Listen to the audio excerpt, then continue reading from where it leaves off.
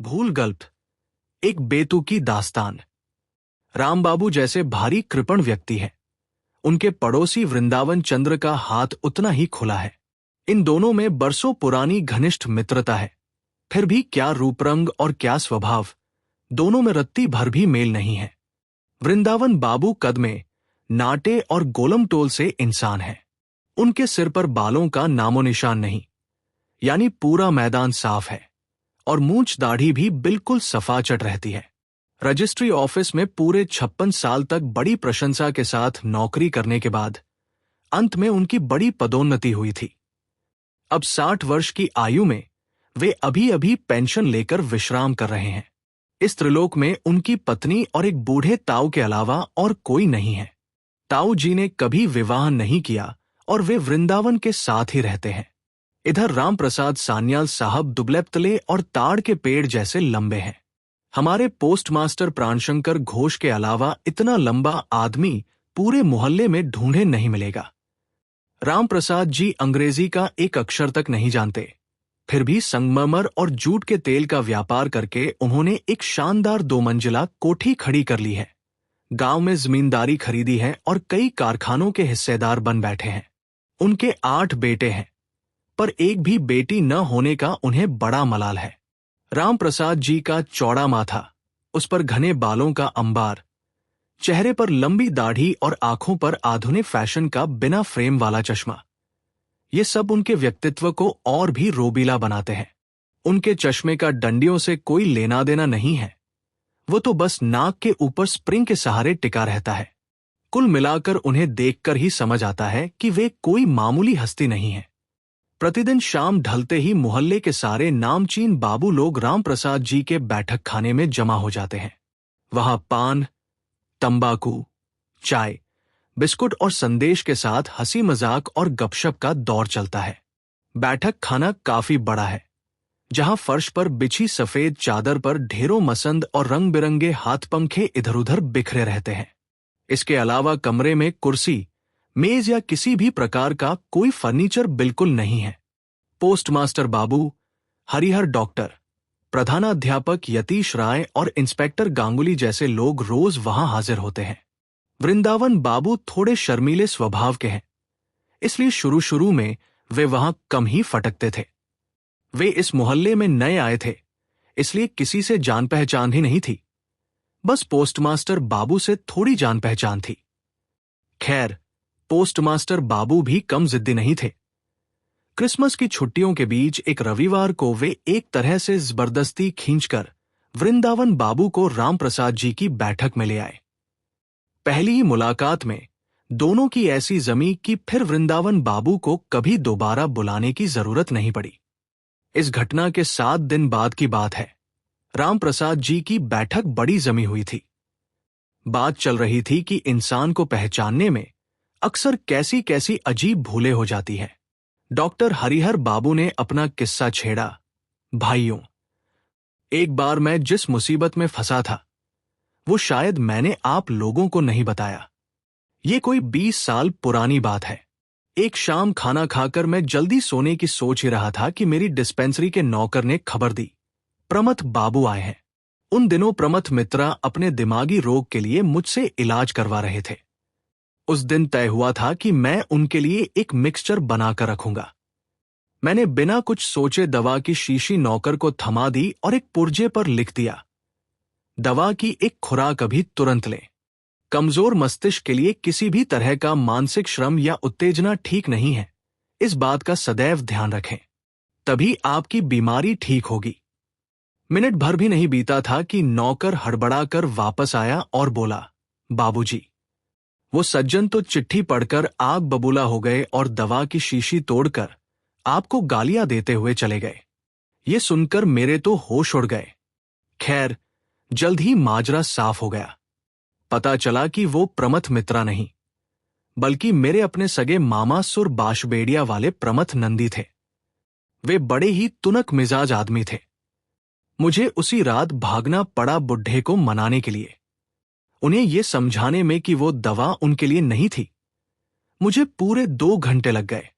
इधर घर लौटा तो पता चला कि असली प्रमथ मित्रा अपनी दवा न मिलने पर नाराज होकर चले गए हैं। डॉक्टर की बात सुनकर इंस्पेक्टर गांगुली हंसकर बोले, अरे डॉक्टर साहब, आपकी बला तो टल गई। मेरी एक ऐसी ही भूल की वजह से मेरी नौकरी पर बनाई थी। ये भी बहुत पुरानी बात है, तब मैं पुलिस में नयान्या भर्ती हुआ था। घोषपुर के बाजार पर कब्जे को लेकर सुदास मंडल और राय बाबुओं के बीच झगड़ा चल रहा था। खबर मिली कि शाम को सुदास लठैतों के साथ बाजार पर हमला करेगा। मैं 6 सिपाहियों को लेकर शाम को घोषपुर पहुंचा।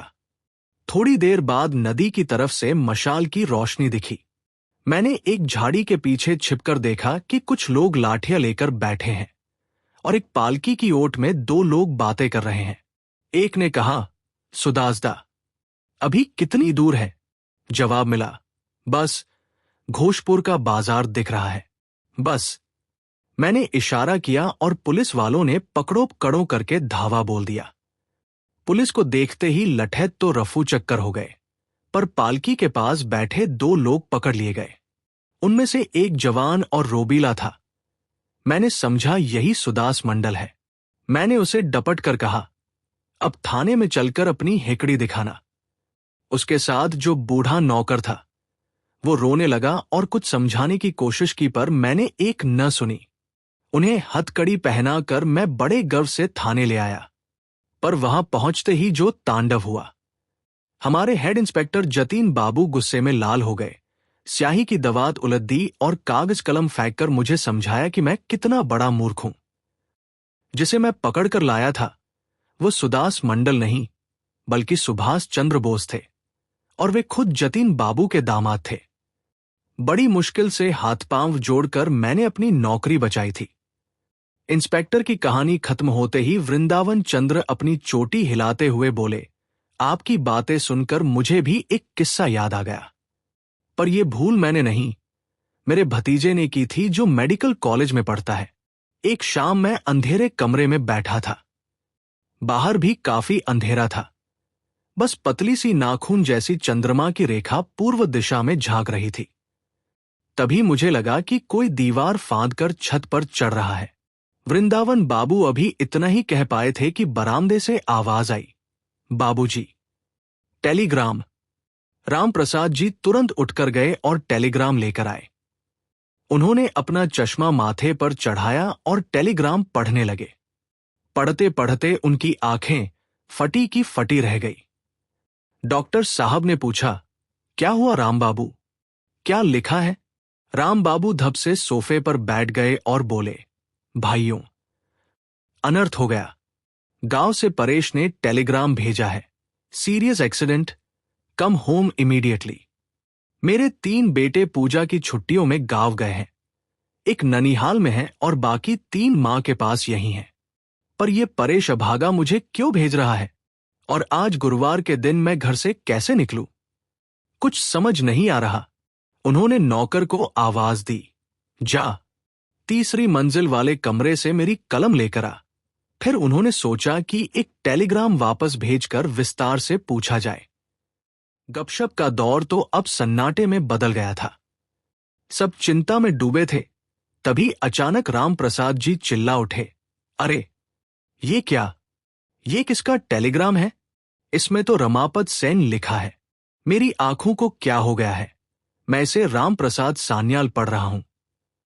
तभी पोस्टमास्टर प्रियशंकर बाबू बोल उठे, ओ, ये रमापत तो बगल वाले मोहल्ले के गोपी बाबू का भाई है।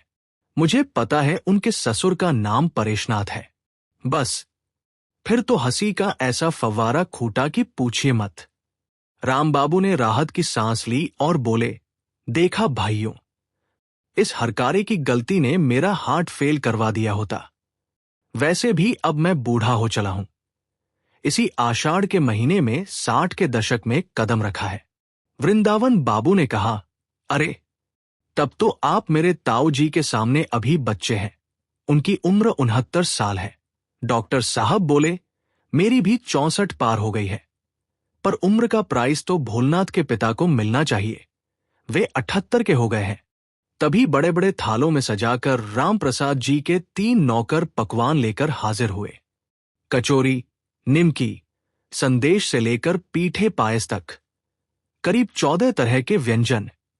डॉक्टर साहब ने पूछा, अरे राम प्रसाद जी, ये कैसा विशाल आयोजन है, माजरा क्या है? राम प्रसाद जी मुस्कुराए, अरे असली बात तो मैं भूल ही गया।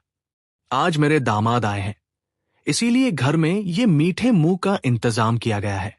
वृंदावन बाबू बोले, जो भी हो, आज की बैठक में हमने बहुत सी भूलें देखी और सुनी, पर यह खाने वाली भूल सबसे सुखद है। आइए अब इस भूल का सुधार किया जाए। समाप्त।